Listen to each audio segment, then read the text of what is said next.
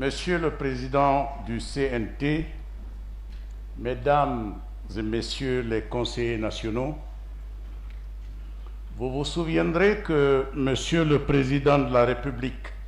Son Excellence le Général Mamadi Doumbouya, chef de l'État, avait déclaré le 31 décembre 2024, je cite, « Concernant l'axe politique de la refondation, nous avons un objectif clair, celui de bâtir des institutions solides, capables de résister au temps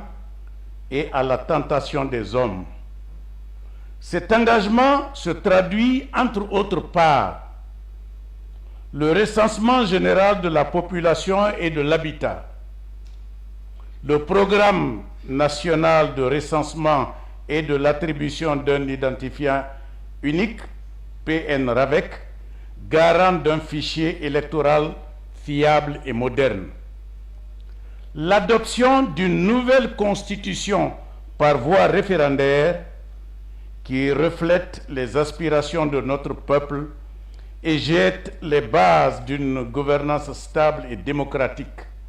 l'organisation des différentes élections présidentielles, législatives et communales, dont la vulgarisation est en cours partout sur le territoire national pour une meilleure compréhension par nos citoyens. L'année 2025 sera une année électorale pour parachever le retour à l'ordre constitutionnel. » Fin de citation. Plus loin dans le même discours, Monsieur le Président de la République annonce, je cite, « Dès le premier trimestre de l'année 2025, je signerai un décret fixant la date du scrutin pour le référendum constitutionnel après l'élaboration du code électoral. » Fin de citation. Conformément à cette promesse présidentielle, le décret D 2025-046 PRG-SGG en date du 1er mars a effectivement fixé au 21 septembre 2025 la date du référendum constitutionnel, instrument décisionnel de la démocratie et moyen permettant au peuple d'exercer directement sa souveraineté à l'occasion des grandes réformes politiques et sociales.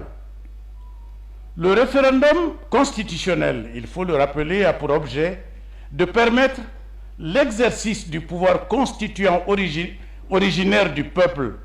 qui s'impose pour légitimer une réforme constitutionnelle et mettre en lumière la prépondérance du caractère représentatif d'un régime démocratique. L'organisation du référendum constitutionnel procède du souci de légitimation de la norme constitutionnelle tenue pour suprême dans l'ordre juridique national. En droite ligne de la promesse du 31 décembre 2024 de Son Excellence Général Mamadi Doumbouya, le gouvernement a soumis à l'examen du CNT le projet de code électoral qui a pour vocation de préciser les modalités techniques et organisationnelles des référendums et des élections, précisément celles relatives à l'exécution de l'ensemble des processus électoraux, au déroulement régulier des campagnes électorales, au mode de contrôle des opérations de vote, à la procédure de règlement des contentieux, à la validation des scrutins et à la proclamation des résultats. Honorables conseillers, dans le but de permettre l'exécution ponctuelle du décret du 1er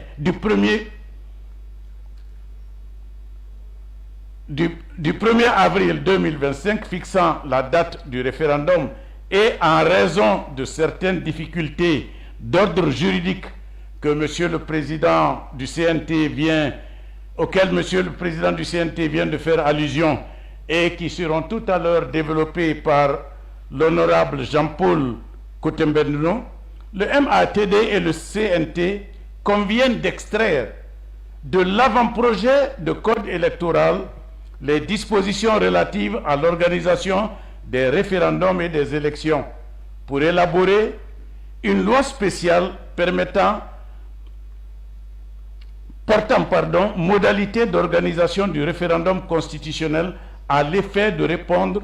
aux attentes et espoirs des populations guinéennes de voir rapidement adopter le projet de nouvelle constitution qui sera présenté aux citoyens le 21 septembre prochain par Monsieur le Président de la République dans sa forme finale.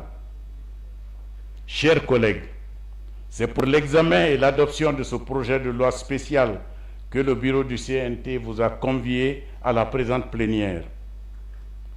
Et c'est sur ces mots que je vais prier Monsieur le Président du CNT de passer la parole à l'honorable Jean-Paul, rapporteur de la commission, pour vous présenter le rapport issu des travaux sur le projet de loi spéciale que l'intercommission a adopté dans l'espoir, et je vous y invite vivement qu'il sera adopté à l'unanimité des conseillers nationaux. Je vous remercie.